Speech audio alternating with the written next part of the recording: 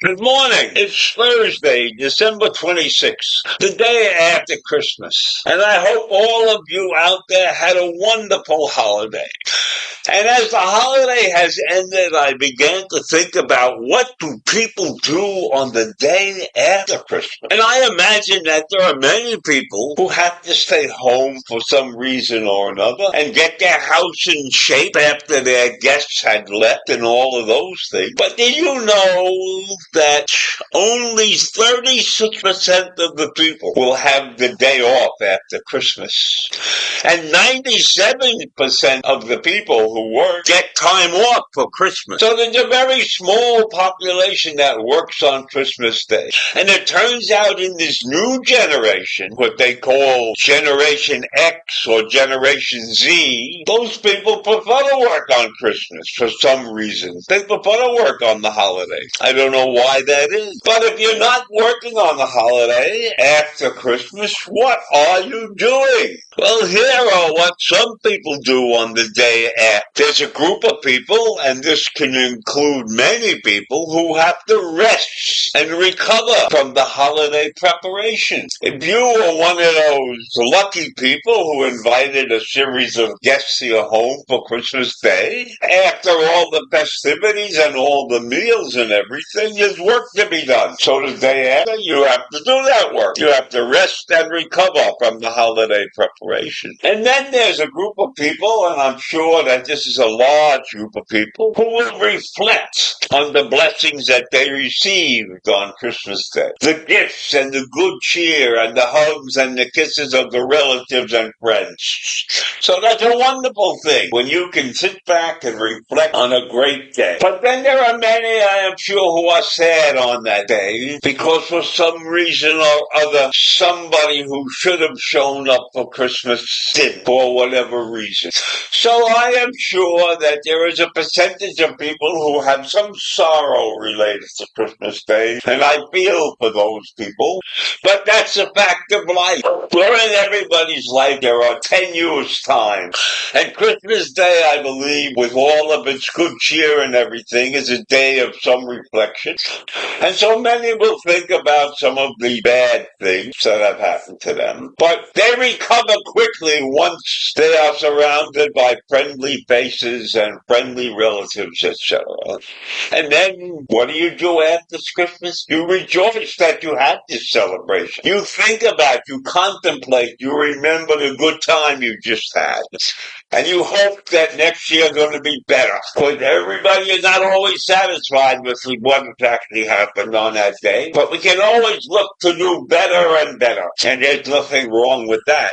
And then there are those who reflect and relish that the day they spent with their loved one really came to pass. And they think about what they're going to do perhaps next year. And then many people, whether they had a great Christmas Day or not, are preparing their hearts for the new year. Because when Christmas finishes, 7 days later, it's January 1st and a new year is about to begin. So there's much opportunity for good thought with respect to Christmas Day and beyond. Now, the day after Christmas is something called Boxing Day.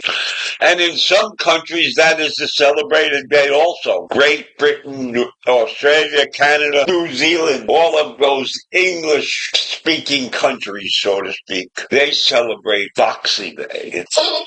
And I almost forgot, on Christmas Day, there are presents that are given out. There are presents to be opened. There are presents that we hope bring great joy to the receivers of those presents. And you yourself hope to have great joy from a gift that you are given. And you should take pleasure in seeing the surprise and the actions of those that you have given presents to.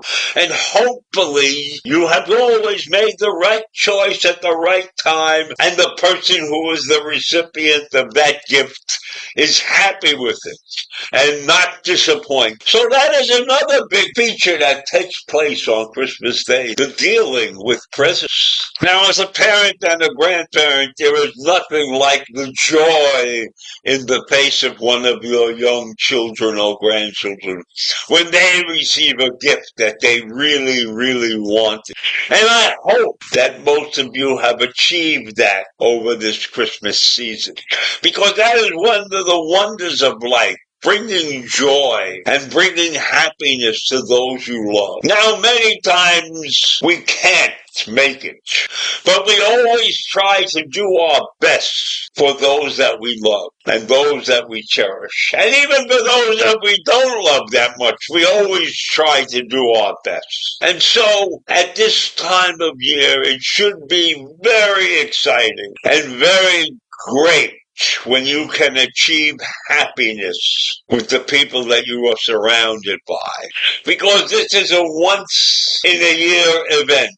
And in many cases, it might turn out to be a once-in-a-lifetime event. We do not know what the future holds. So in the present, we have to do the best we can. We have to cherish these moments of happiness. Because the world is not in great shape. Many are struggling in this world. And many really can't afford to celebrate the holiday like many of us can. So we must cherish the good times. And we must work hard to continue to achieve good times.